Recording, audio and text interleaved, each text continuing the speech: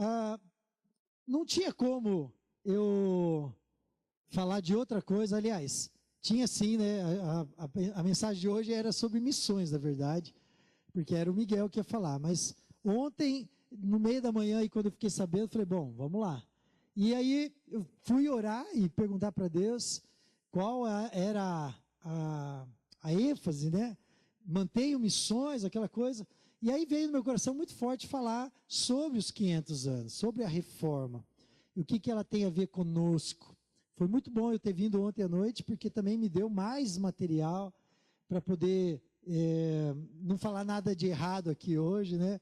E poder andar um pouquinho. Talvez você não entenda, não saiba muita coisa sobre isso. O que resultou a reforma. E eu quero tentar resumir, ainda que seja impossível fazer isso. Não é só isso aqui a reforma, mas isso aqui é parte do que a reforma propôs e do que a reforma alcançou. Na verdade, o que nós vamos falar hoje, que são os 5 solas, aprendi ontem que não é as 5 solas, é os 5 solas, né? É parte do resultado dos primórdios ali da reforma. Os reformadores que começaram, eles não fizeram os 5 solas, mas o que eles produziram de pensamento, de teologia, a gente pode tentar resumir alguma coisa em cima desses 5 princípios que se tornaram princípios da fé cristã. O que estava acontecendo, então, para poder contextualizar você?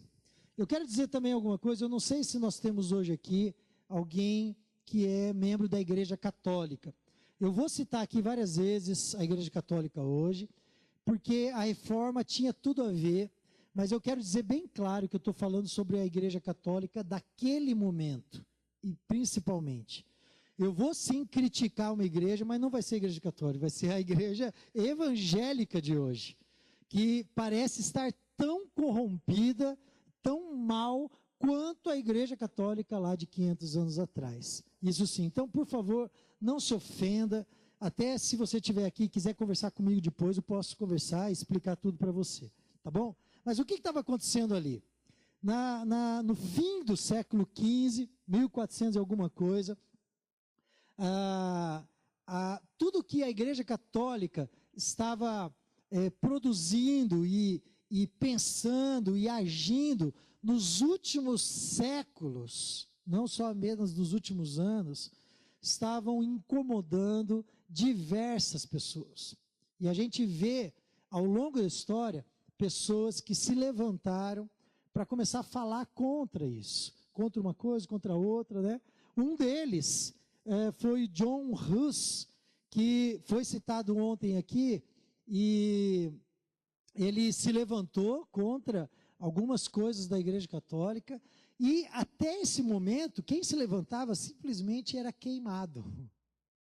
E o John Hus foi queimado na fogueira.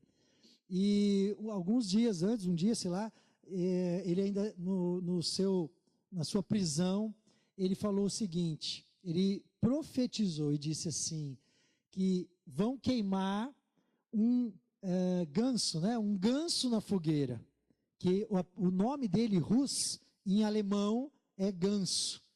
E ele falou, vão queimar um ganso na fogueira, mas daqui a 100 anos, Deus vai mandar um cisne que ninguém vai conseguir queimar. Ele estava profetizando sobre a vinda de Lutero. E é interessante porque isso era 1415. Em 1517, 102 anos depois, Lutero vem e prega na porta da igreja, como nós fizemos aqui, 95 teses que levantavam uma série de situações, de problemas, de dificuldades que aquele monge católico, ele era católico, era um padre católico, ele levantou contra a própria Igreja Católica. O que falavam essas 95 teses? Você vai ver ali, mas tentando resumir, falava sobre a importância do arrependimento na vida da pessoa, falava sobre a tristeza pelo pecado, falava sobre eles deram assim um sonoro não contra a penitência. O que é a penitência? Quando você acredita que você pode fazer um sacrifício, né, para poder conseguir o perdão de Deus dos seus pecados. Então, algumas das 95 teses falam sobre isso. Olha, nós não acreditamos nisso. E então, a partir dessas 95 teses, e é interessante saber que não era um protesto bobo. Vou lá colar o negócio, botar no outdoor. Não, isso era até uma maneira comum de fazer isso naquela época. Eles colocavam alguma tese, algum pensamento, um argumento num mural, né? E ali eles desafiavam pessoas para poder dialogar sobre aquele assunto. Então eles faziam debates. Isso até hoje é muito comum em faculdades dos Estados Unidos.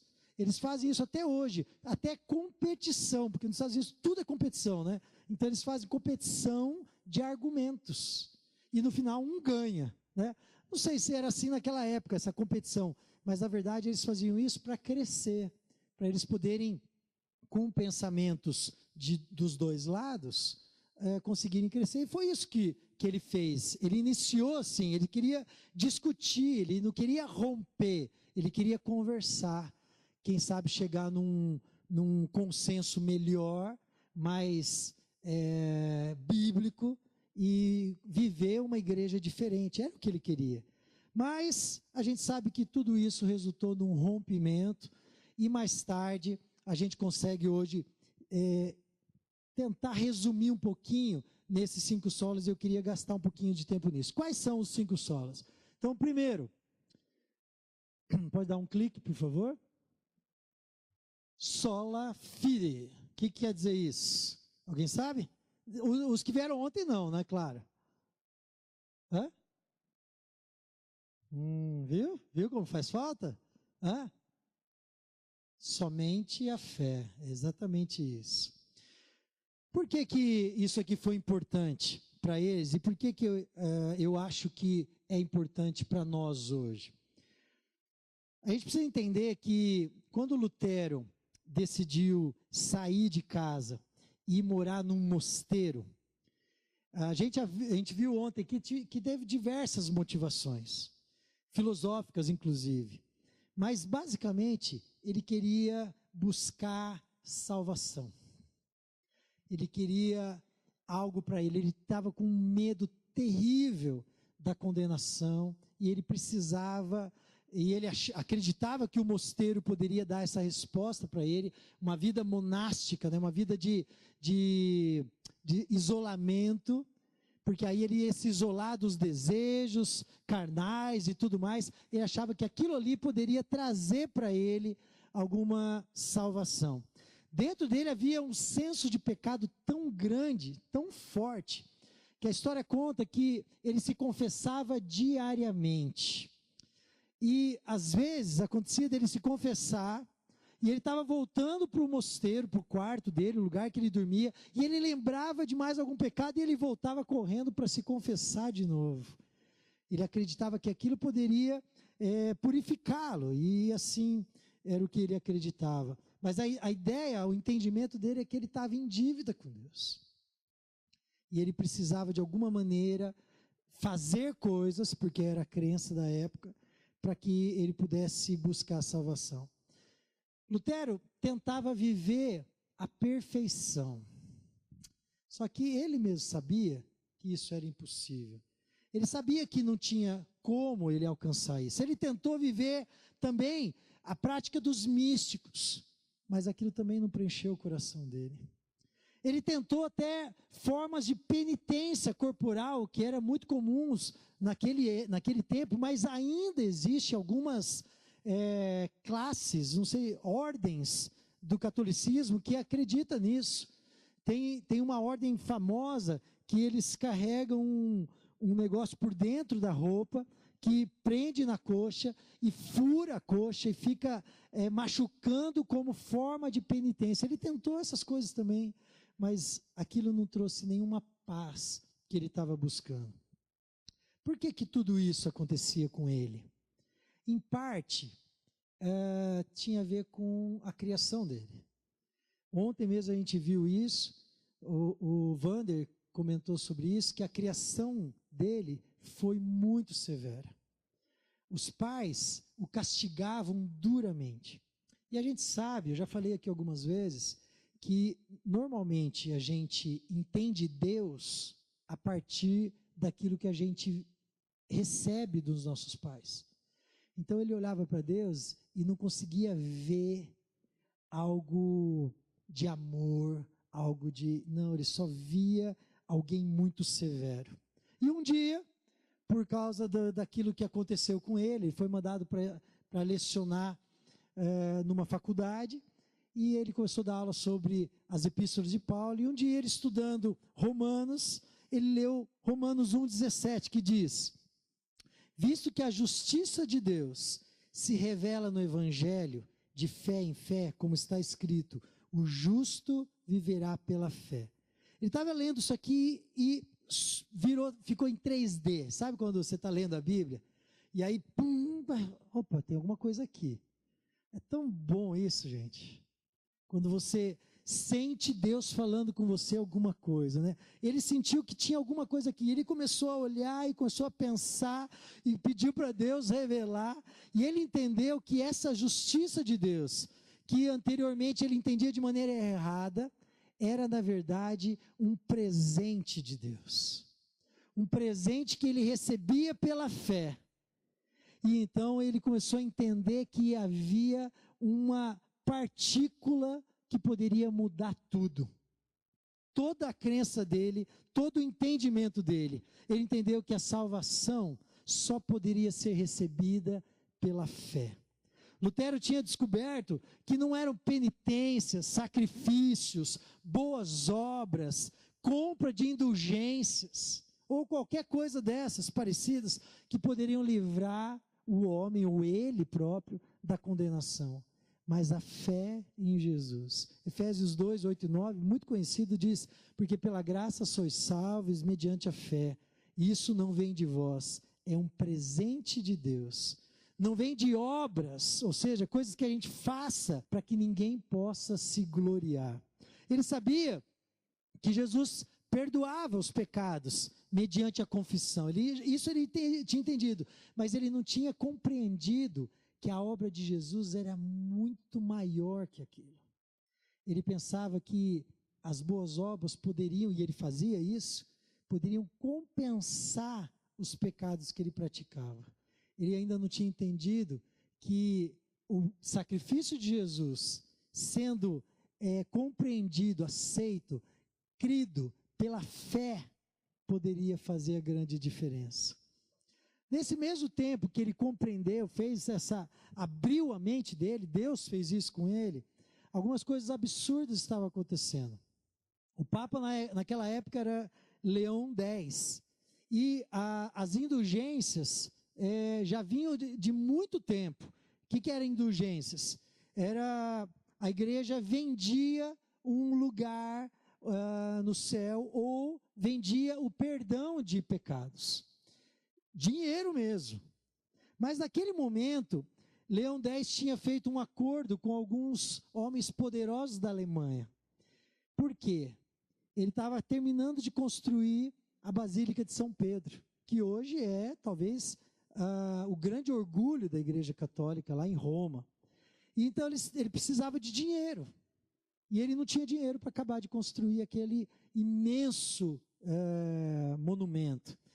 E então ele fez um acordo com alguns poderosos da Alemanha e falou: olha, nós vamos vender indulgência aí para valer, vamos melhorar nosso marketing, vamos aumentar a venda, os produtos, né? Vamos melhorar aí a oferta de produtos, estou falando sério.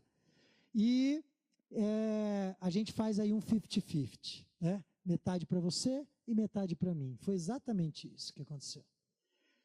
Queridos, eu falei do marketing. Sabe o que eles diziam sobre as indulgências? Algumas frases que eles diziam, olha só.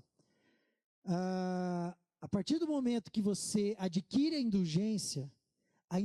indulgência deixa o pecador mais limpo do que ele saiu na hora do batismo. Opa, olha só. Né?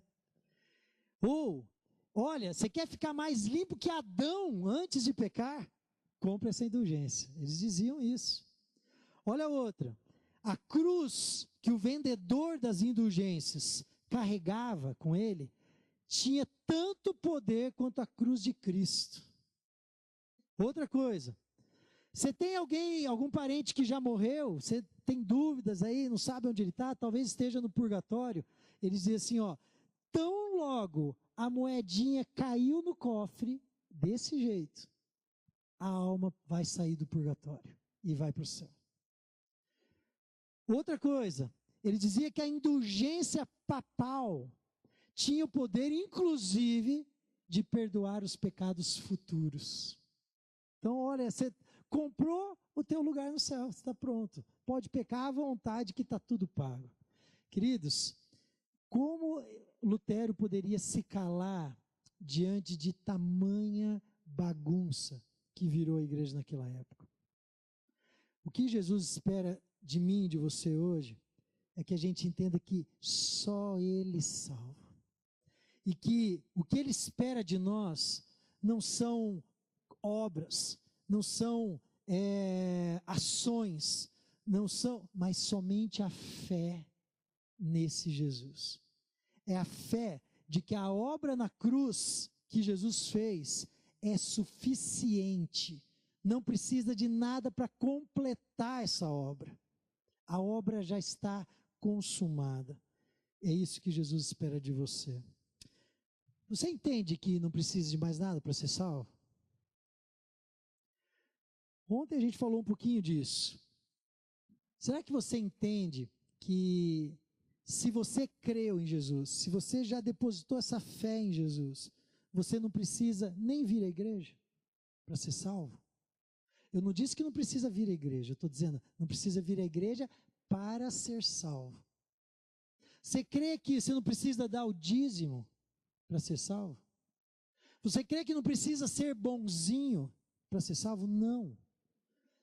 As pessoas daquela época, e muitas nos dias de hoje, talvez algumas estão sentadas aqui, ainda acreditam nisso. Que precisam fazer algo para contar com o amor e a piedade, a misericórdia de Deus. Eu já falei aqui, ontem a gente repetiu essa frase, tem uma frase que a gente gosta muito, diz assim, que nada que você faça de bom vai fazer que Deus o ame mais. Nada. E nada que você faça de mal vai fazer com que Deus te ame menos ou mais também. O amor dele é o mesmo, é imutável, queridos. A gente precisa crer, a gente precisa depositar a nossa fé em Jesus.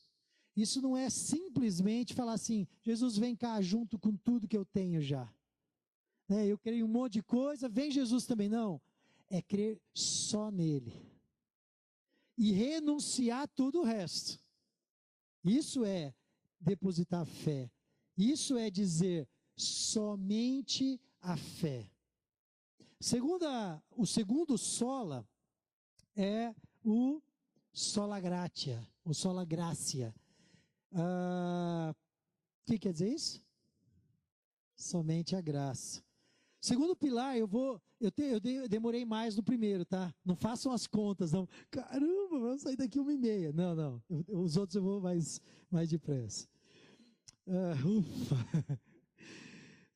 O segundo pilar da fé evangélica, nos dias de hoje, está muito ligado ao primeiro. A graça, ela, no entendimento, ela completa a fé. Por quê? Se a fé é o meio humano pelo qual nós podemos ser salvos, a gente deposita a nossa fé, a graça é a parte de Deus no processo.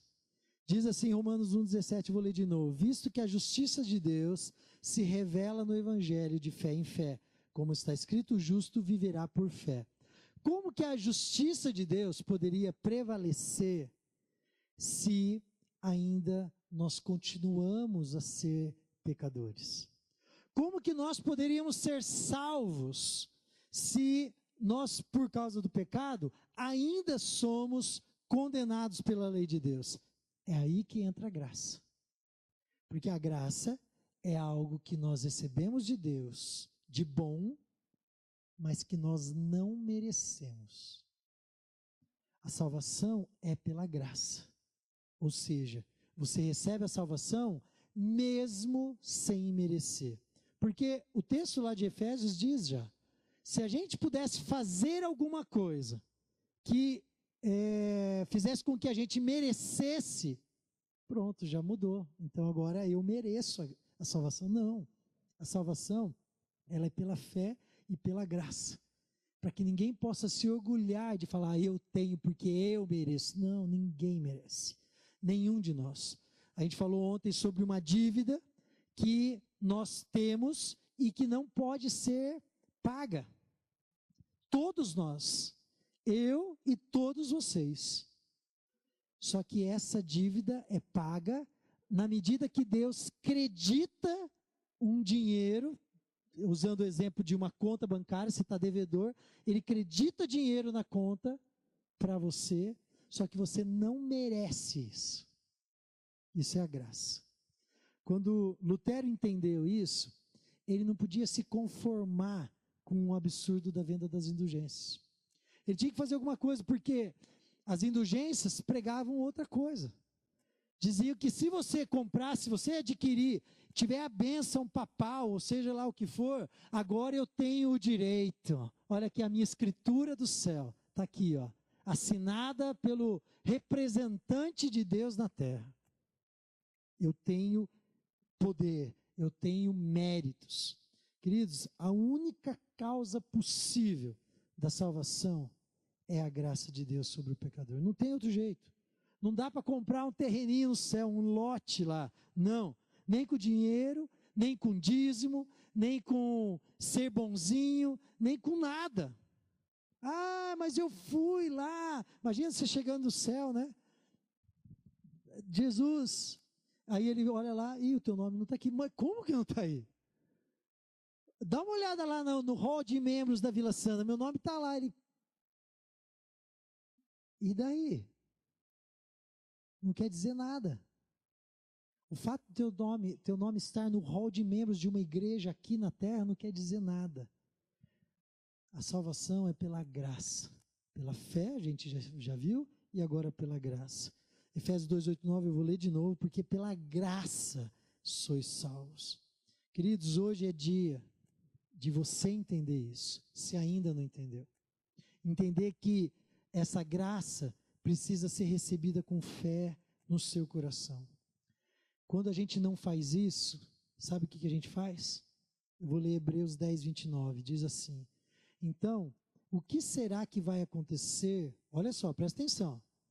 O que será que vai acontecer com os que desprezam o Filho de Deus e consideram como coisa sem valor o sangue da aliança de Deus que os purificou? O que acontecerá com quem insulta o Espírito de Deus que o ama? Imaginem como será pior ainda o castigo que essa pessoa vai merecer. Queridos, quando você despreza a graça de Deus, o Evangelho, aquilo que Deus fez por nós, você é digno de castigo. Eu não quero que vocês tomem a decisão agora aqui por medo. Opa, então agora eu tenho que... Não, o medo é algo desprezível para Deus. Você tomar uma decisão por causa disso. Não, a nossa decisão tem que ser por amor a Ele. Pela fé, entender a graça dEle. Deus quer que você receba o seu presente de graça hoje. Eu falei que ia ser mais rápido, né? Terceiro, sola Christus. O que quer dizer? Somente Cristo. Esse é o terceiro pilar. Terceiro pilar da fé que nós temos hoje. A crise das indulgências fez com que Lutero percebesse que nenhum homem, seja o Papa, seja os chamados santos, nem os padres, e eu quero incluir agora, nem os pastores, ninguém poderia intermediar a nossa relação com Deus. Ninguém. Lutero ainda diz que as indulgências, elas não removiam a culpa das pessoas. e que o Papa não tinha poder para perdoar. Aliás, aquilo promovia um efeito contrário. Sabe o que acontecia? As indulgências promoviam um falso senso de segurança na vida das pessoas. Opa, estou seguro. Isso era tremendamente prejudicial. A conclusão que Lutero teve foi baseada em vários textos da palavra. Eu queria, nesse momento, que você abrisse esses textos. O primeiro está em Atos 4,12. Se você não puder abrir, anote, pelo menos, para você ler em casa depois. O Anderson pode colocar também o texto aí, né? Atos 4,12, para aqueles que não têm Bíblia. Se você tiver a NTLH, seria melhor. Atos 4,12. Diz assim a palavra de Deus. Vamos lá? Isso, olha lá. A salvação só pode ser conseguida por meio dele, Jesus. Pois não há no mundo inteiro nenhum outro que Deus tenha dado aos seres humanos por meio do qual possamos ser salvos. Queridos, só Jesus tem poder para salvar. Olha outro texto, João 14,6. Vira um pouquinho para trás aí, volta umas folhinhas. João 14,6. Diz a palavra, ó, Jesus respondeu: eu sou o caminho, a verdade e a vida. Ninguém pode chegar até o Pai a não ser por mim. Queridos, só Ele tem poder para nos levar à presença de Deus. Só Ele. Não tem ninguém mais que possa carregar você na presença de Deus. Pessoas, sim, podem orientar você. Não estou agora aniquilando a figura de pessoas que te abençoam, sejam amigos, sejam papai, mamãe, como eu disse hoje aqui sobre o exemplo deles, pastores, qualquer tipo de pessoa que seja um líder sobre tua vida, pode te orientar. Agora, levar você na presença de Deus é só Jesus. Ele é o único mediador. Tem mais um texto, 1 Timóteo capítulo 2. Vai umas páginas para frente aí, já chegando quase ali no fim da Bíblia. 1 Timóteo capítulo 2.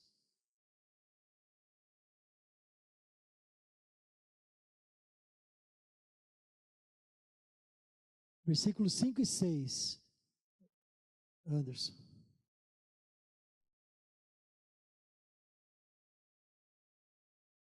Ok? Pois há um só Deus e um só mediador entre Deus e os homens. Ali na linguagem de hoje diz, ó, uma só pessoa que une Deus com os seres humanos. Versículo 6, o qual se entregou a si mesmo como resgate por todos. Esse foi o testemunho dado em seu próprio tempo. Só Ele, Jesus Cristo, pode unir Deus com os seres humanos. Você e Deus. É só Jesus que é a ponte.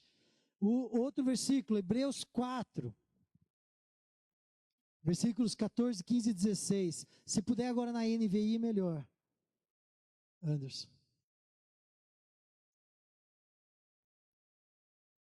Oi? Hebreus 4, 14 a 16.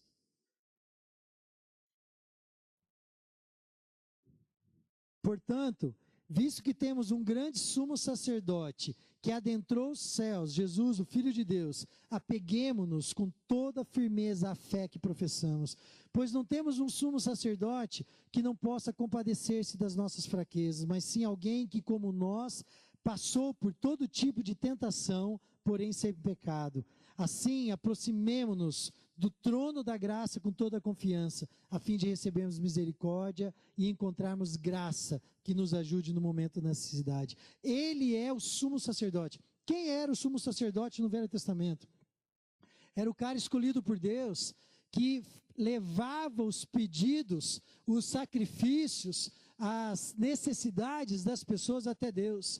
Só ele podia entrar no lugar santo dos santos, a presença de Deus. Não existe mais isso. Quando Jesus morreu, o véu do templo se rasgou. O que isso queria dizer? Simbolicamente queria dizer assim, não existe mais essa separação. Agora, cada um pode sim buscar a Deus. Agora, isso aqui, queridos, é um tremendo baque em pessoas que vivem de maneira má da fé dos outros. Por quê? Se eu começo a dizer isso aqui, eu estou dizendo assim, você não precisa de mim como pastor. E se eu sou um cara que tenho segundas intenções, para que eu vou fazer isso? Eu vou perder o meu rebanho. Estão entendendo? Então, cada vez mais eles falavam, os sacerdotes da época falavam, olha, vocês não têm como fazer outro jeito, vocês precisam de mim. Eu sou a ponte entre vocês e Deus. E aí vem Lutero dizendo, não, só Cristo é aquele que pode mediar esse contato. Essa mediação entre homem e Deus é só feita por Jesus. Eu diria que Jesus Cristo é o centro na reforma. Ele era a razão de tudo. E eu quero dizer, quando você tem Jesus, você pode buscar a Deus diretamente. Você não precisa, às vezes eu vejo pessoas, não tem problema você pedir oração por alguém, para alguém. Ou ora por mim, eu faço isso o tempo todo. E até vou fazer mais uma vez, orem por mim, por favor. Né? Podem orar. Agora, quando eu dependo de vocês ou de alguém para entender o que Deus está falando comigo, complicou. Não estou dizendo que isso não possa acontecer. Já aconteceu de irmãos chegar para mim e falar assim, pastor, eu tive um sonho. Pastor, eu estava orando e Deus falou alguma coisa comigo. Pastor, eu estava lendo a Bíblia e Deus falou um negócio comigo e eu quero falar para você. E pessoas vieram e me abençoaram. Deus já usou diversas vezes pessoas para falar comigo. Agora, se eu estou lá no meu quarto e estou querendo saber a vontade de Deus e não consigo, aí eu vou lá, pego a Sibeli, por favor, o que Deus quer de mim? Fala para mim que eu não consigo. Começou a sair do que nós acreditamos. Quando nós temos só Cristo para nos mediar, a gente pode, nós mesmos, cada um de vocês, buscar Jesus para salvação, sim, principalmente, porque é Ele que faz essa ligação, mas no dia a dia da vida também. Ele é aquele que pode ligar, é aquele que faz essa ponte, essa conexão. E eu quero dizer que hoje, você pode receber esse Jesus, você pode entendê-lo, e pela graça e pela fé, se apropriar dessa bênção que é tê-lo como seu mediador entre você e Deus, para que você possa ter esse acesso livre. A quarta sola, ou o quarto sola Scriptura, o que quer dizer? Somente a Escritura, ou somente a Bíblia. O que ele queria dizer? Que agora nós queremos entender, ou melhor, a gente entendeu, né? Mas daqui para frente a gente quer que só a Bíblia seja a nossa regra de fé e prática. Por que Lutero estava falando isso? Ou os reformadores falavam isso? Porque naquele momento, e até hoje ainda, hoje de manhã eu li um texto, infelizmente, que dizia que até hoje a Igreja Católica ainda vê isso aqui como uma heresia. Até hoje.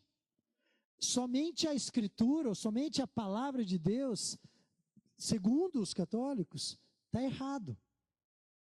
Por quê?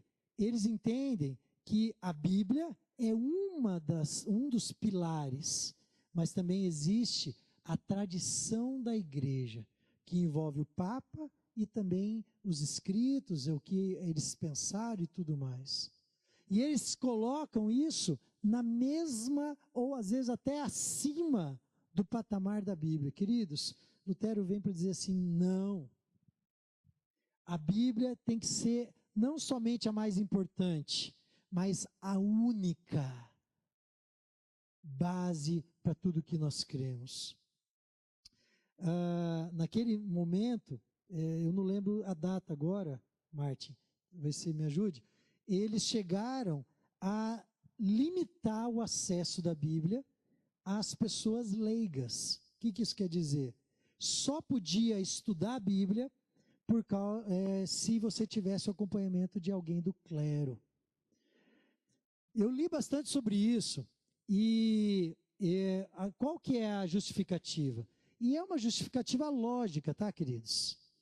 Eles dizem assim, lá atrás começou a aparecer algumas heresias. Por quê? Porque pessoas pegaram a Bíblia, começaram a estudar, entenderam tudo errado e surgiu heresias. Então eles disseram assim, a partir de agora, lembra o ano? Mas foi antes do ano 1000, eu lembro que você falou ontem.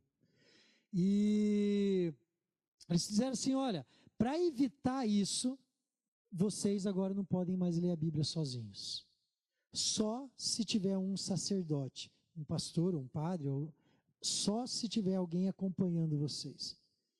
Só que isso, o que causou na prática?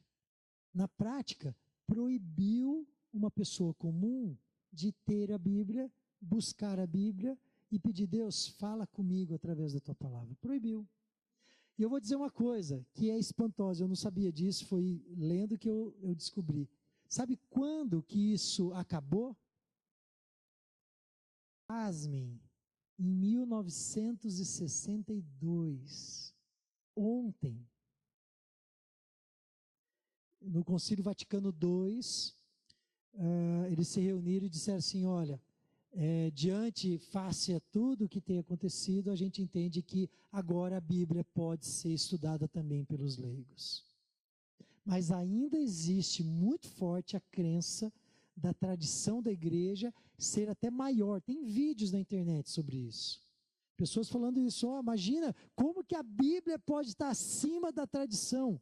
Pessoas altamente qualificadas da Igreja Católica dizendo isso. Queridos, desculpa se eu estou falando isso agora da igreja atual, né? Eu falei que eu não ia falar, mas isso, infelizmente, é um absurdo. A palavra de Deus precisa voltar a ser a única regra de fé e prática. Eu quero dizer uma coisa. Ontem a gente falou sobre isso, né? Acho que foi a Rebeca que comentou, dizendo assim, olha, será que nós, até 1962, os católicos, de maneira geral, não tinham acesso à Bíblia. Não podiam. Até faziam isso, mas se faziam contra a igreja. Eles não tinham acesso à palavra.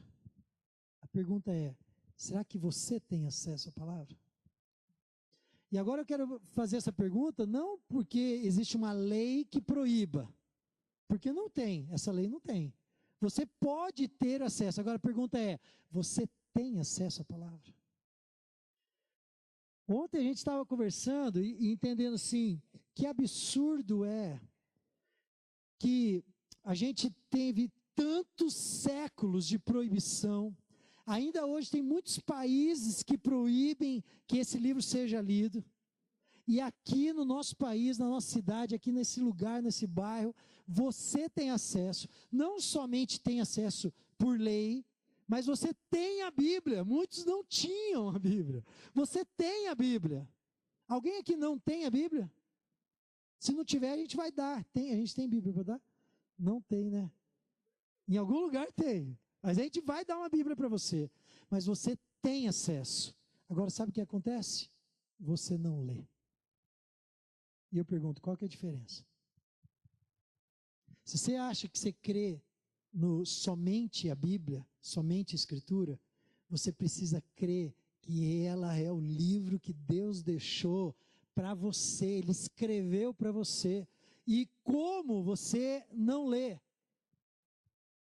Outro dia eu estava em casa e eu cheguei, era tarde, e quando eu fui deitar, tinha um bilhetinho na minha escrivaninha, do criado mudo, assim.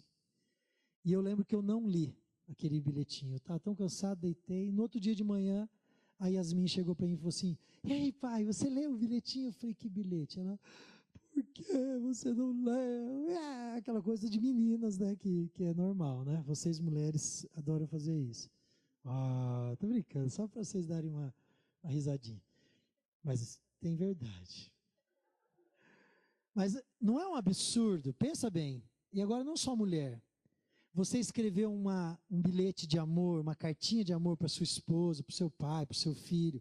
Aí você vai lá e entrega, né? Tudo enfeitadinho, joga um perfume, tá, aquela coisa, né? Aí você entrega e vai embora, né? No outro dia você volta, e aí? E aí? E aí o quê? Você gostou? Que bilhete?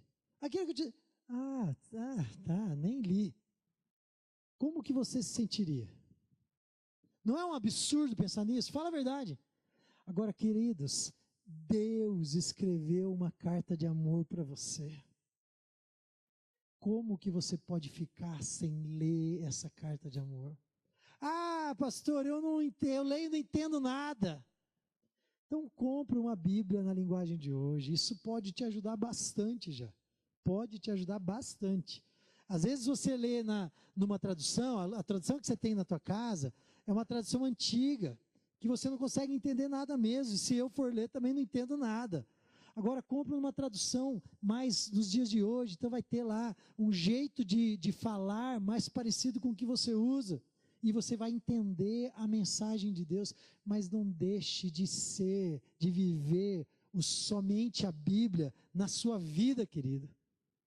É a Bíblia que é o livro inspirado por Deus, é o livro que te ajuda, é o livro que pode fazer diferença na sua vida. Agora, o que você faz com ela? Você guarda, deixa bonitinho lá. Tem uma história, não sei se é verdade, mas vale a pena. O pastor foi visitar a ovelha, né? Chegou lá na casa, ele estava sem Bíblia. Me empresta a sua Bíblia? Ela, claro, pastor. Foi lá, pegou a Bíblia. Quando o pastor pegou a Bíblia, tinha um caminho de cupim em cima da Bíblia, assim, ó. Sabe aqueles cupinzinho que faz um túnelzinho? Quantos meses leva para o cupim fazer aquele caminho num lugar que ninguém mexe? Quantos meses aquela Bíblia devia estar parada em algum lugar para que ele conseguisse fazer aquele caminho? Queridos, que a tua Bíblia não seja... Pior ainda, se o cupim estiver comendo a Bíblia, né? É pior ainda. Por último, só lhe deu glória. O que é isso? Somente a Deus a glória. Querido, o homem foi criado para a glória de Deus. Portanto, tudo que ele faz deve ser destinado para a glória de Deus. E a gente vê isso tanto no Velho Testamento, no Antigo Testamento, quanto no Novo. Quero ler 2 textos. Isaías 43, 7, por favor. Ambos na NVI.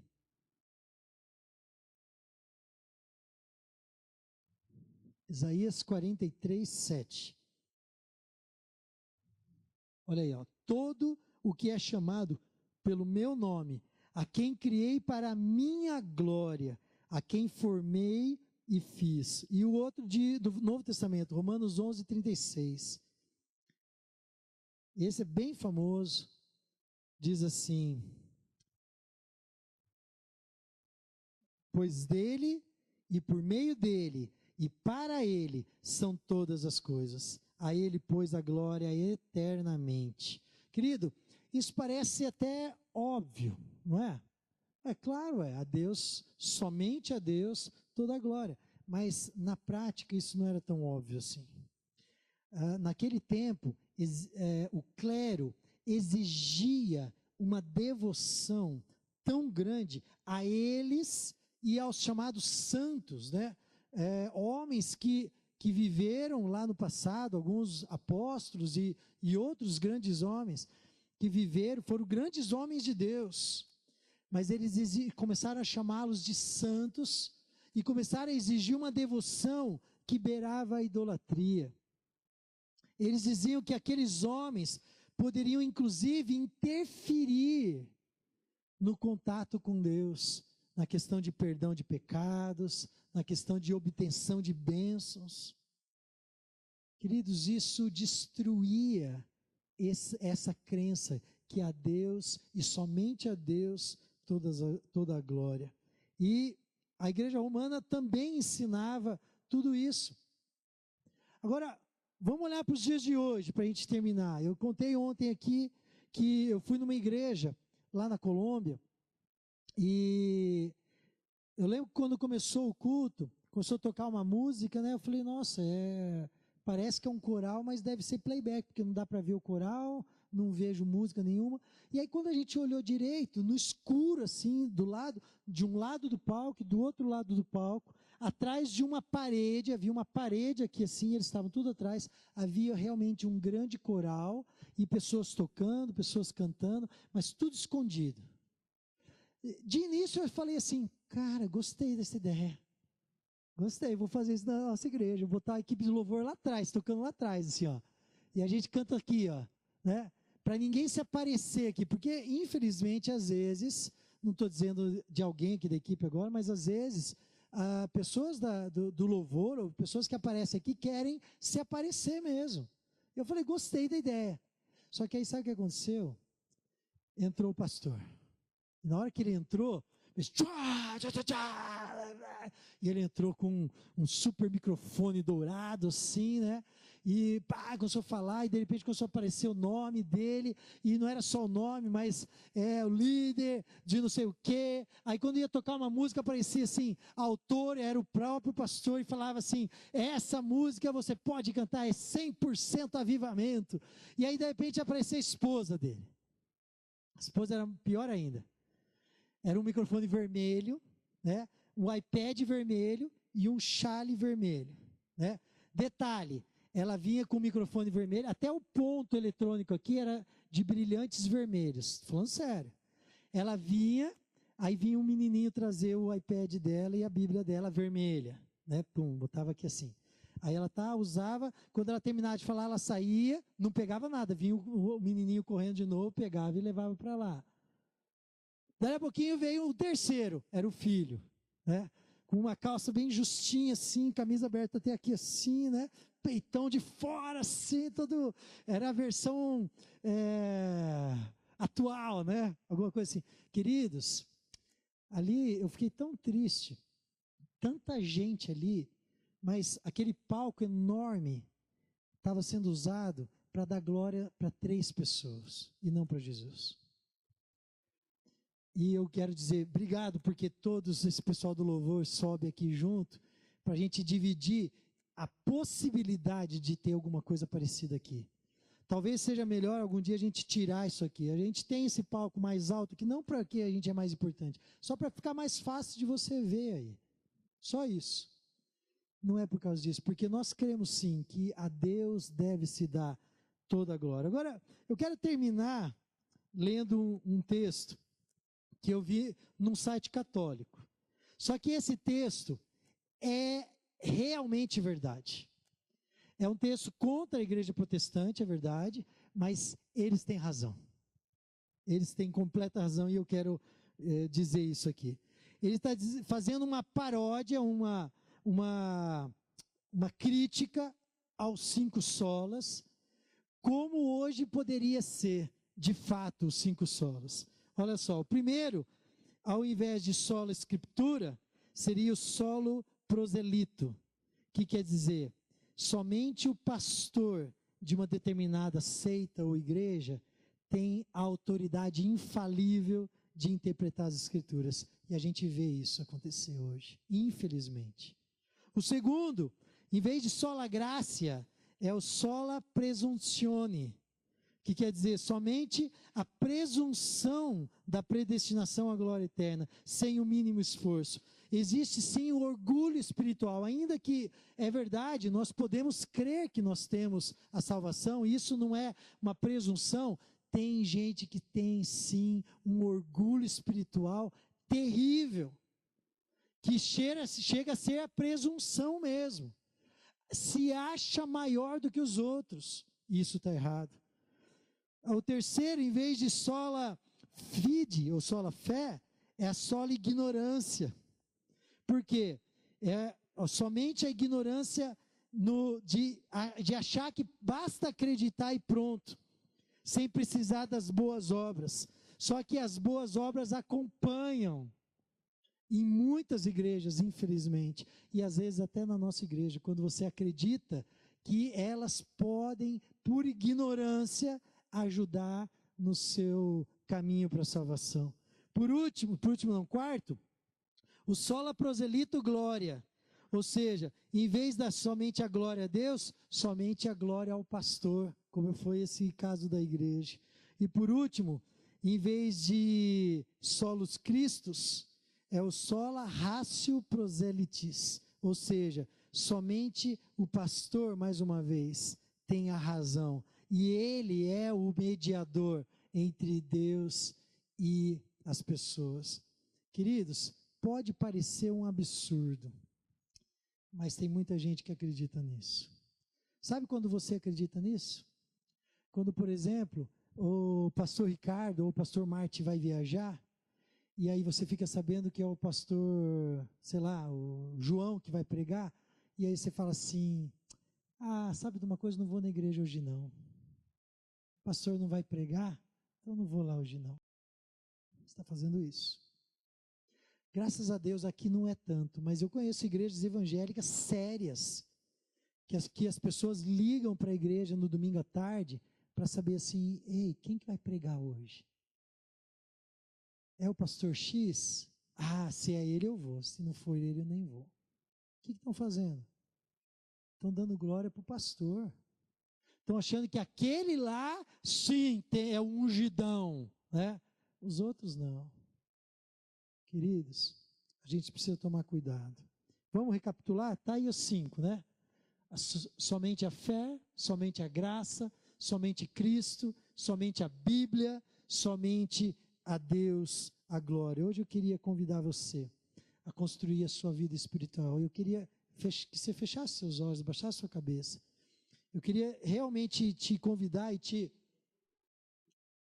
desafiar a construir a sua vida espiritual em cima desses pilares. A gente precisa lembrar que esses reformadores, todos eles, foram grandes homens de Deus. É verdade.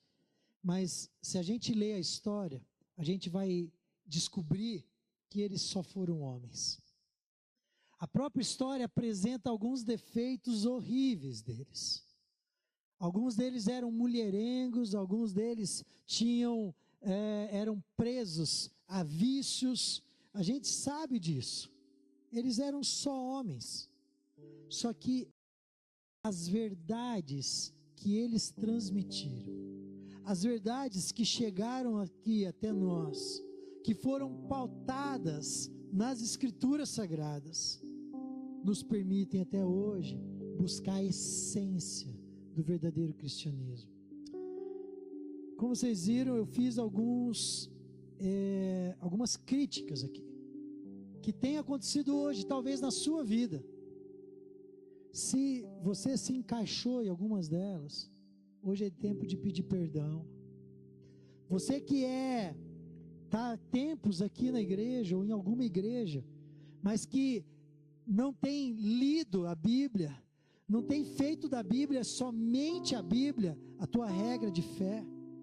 Você prefere assistir a novela lá dos 10 mandamentos. Agora eu já sei a história, não preciso mais ler a Bíblia. Eu vou ler a história lá de José do Egito, porque aí eu já tô tranquilo, não preciso mais ler a Bíblia. Você está fazendo a mesma coisa que aquela igreja, ou aquelas pessoas fizeram 500 anos atrás, e continua a fazer hoje. Você está fazendo a mesma coisa. Você está deixando de olhar para a palavra como algo que é precioso, algo que tem que estar no teu coração. A própria Bíblia diz que vocês erram porque não conhecem as Escrituras. Não conhece por quê? Porque não lê, não se familiariza. A Bíblia tem que ser o nosso livro de cabeceira, tem que ser o livro que você carrega, porque quando você está lá esperando o médico te atender, é o livro que você lê, não só quando você está na igreja. Às vezes você para lá no médico e você abre o teu celular para ficar lendo bobeira, fofoquinha, vendo as bobeiras do WhatsApp ou do Facebook. Querido, a Bíblia tem que ser o livro que você leva com você, para você gastar tempo, investir tempo. Aí os 40 dias parecem tão pouco. porque você vai aproveitar. Foi no banheiro, leva a Bíblia. Está esperando ferver a água, lê a Bíblia. Ela tem que ser a sua distração. Queridos, talvez você esteja achando que fazer coisas te ajuda a conquistar o direito de ser abençoado. Quantas vezes eu já escutei isso? Você não está sendo abençoado porque você não fez isso, ou porque você está em pecado. Isso é crer que não é somente a fé, mas é também as boas obras. Você precisa se arrepender hoje, querido. Agora, certamente há pessoas aqui que ainda não entenderam que só Cristo pode fazer a mediação entre Deus e os homens. Talvez você ainda não tenha Jesus aí no seu coração, e hoje você quer aceitar, você quer entregar a tua vida para Jesus. Hoje você entendeu que é só por Ele que você pode ter acesso a esse Deus. Se você quer entregar a tua vida para Jesus hoje é dia.